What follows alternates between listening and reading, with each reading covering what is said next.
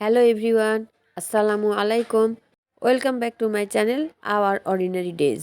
আজকের রেসিপি ভাপে দেওয়া কুলি পিঠা বা পুলি পিঠা। এখানে 1 কাপ খেজুর গুড় নিয়েছি, তার মধ্যে অল্প পরিমাণে পানি দিয়েছি। পানি দিয়ে গুড়টা গলিয়ে নিয়েছি। এখন এর মধ্যে কোরানো নারিকেল দিয়ে দিব। নারিকেল দিয়ে ভালোভাবে মিশিয়ে নেব। এই সময় চুলার জাল মিডিয়াম হিটে রাখবো। আবারও ভালোভাবে নাড়া দিব। গুড় আর নারিকেল ভালোভাবে মিশিয়ে নিব। এখানে আমরা যেভাবে নাড়ু তৈরি করি সেইভাবে আমি নারিকেলটা জাল দিয়ে নিয়েছি। অন্য একটা কড়াইয়ে আমি 4.5 কাপ পানি দিয়েছি, তার মধ্যে হাফ চা চামচ লবণ দিয়েছি। পানিতে বলক উঠে গেছে। এখন আমি এর মধ্যে 2 কাপ চালের গুঁড়ি দিয়েছি এবং 1 কাপ ময়দা দিয়েছি। 1 কাপ চালের গুঁড়ি সমান 1.5 কাপ পানি। সব কিছু ভালোভাবে মিশিয়ে নিয়েছি। এই সিদ্ধ চালের গুঁড়ি আমি ভালোভাবে মেখে নিব। এমনভাবে মেখে নিব যাতে ফেটে না যায়। চালের গুঁড়ি ঠান্ডা হয়ে গেছে, তারপরে আমি ভালোভাবে মেখে নিয়েছি। তারপর চালের গুঁড়ি গোল গোল শেপ করে রুটির মতো তৈরি করে নিয়েছি।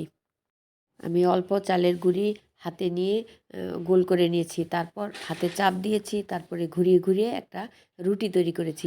রুটিটা একদম পাতলা হবে না, একটু মোটা থাকবে। তার মধ্যে আমি নারিকেলের পুর দিয়ে দিয়েছি। নারিকেলের পুর দিয়ে দেওয়ার পরে আমি রুটিটা একসাথে করে মুখটা আটকিয়ে নিয়েছি। কেউ চাইলে এই ছোট্ট রুটি বেলনা পিঁড়িতেও তৈরি করে নিতে পারেন।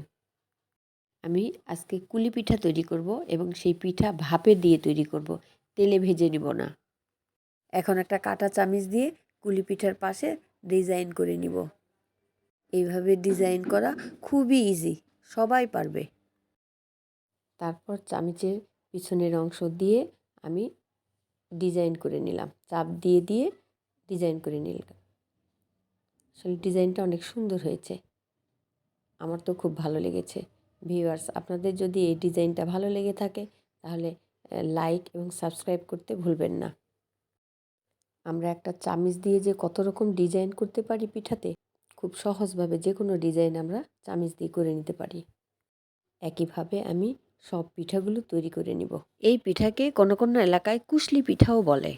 এই কুলি পিঠা আমরা হাতে মুড়িয়ে মুড়িয়ে ও ডিজাইন তৈরি করতে পারি, কিন্তু আজকে আমি একটা কাঁটা চামিচ দিয়ে খুব সহজভাবে ডিজাইন দেখিয়েছি। এর থেকে সহজ ডিজাইন আর হয় না। যে কেউ এই ডিজাইন খুব সহজে তৈরি করতে পারেন। তৈরি হয়ে গেছে কুলি পিঠা। এখন এই পিঠাগুলো আমি ভাপে দিব। একটা পাতিলে পানি দিব, তার উপরে আমি ছিদ্রযুক্ত একটা চালনি দিয়ে নিয়েছি। তার উপরে আমি এই পিঠাগুলো ভাপে দিব। 15 মিনিট জাল করে নেব। শীতকালে আমরা অনেক ধরনের পিঠা খেয়ে থাকি, কুলি পিঠাও তার মধ্যে অন্যতম। যারা তেলে ভাজা পিঠা পছন্দ করেন না, তারা এভাবে পিঠা তৈরি করে ভাপে দিয়ে খেতে পারেন। আমি খেজুর গুড় দিয়ে এই নারিকেল জাল করে নিয়েছি। কুলি পিঠাই পুর হিসেবে ব্যবহার করেছি, সেই কারণে এই কুলি পিঠা খেতে খুবই মজা। সবগুলো পিঠা তৈরি হয়ে গেছে। এই পিঠাগুলো আমি এখন ভাপে দিয়ে 15 মিনিট জাল করে নেব, যাতে করে পিঠাগুলো সিদ্ধ হয়। এই পিঠাগুলো আমি ভাপে দিয়েছি, তারপর ঢাকনা দিয়ে ঢেকে দিয়েছি। 15 মিনিট পরে সিদ্ধ হয়ে গেছে, আমি নামিয়ে নিয়েছি।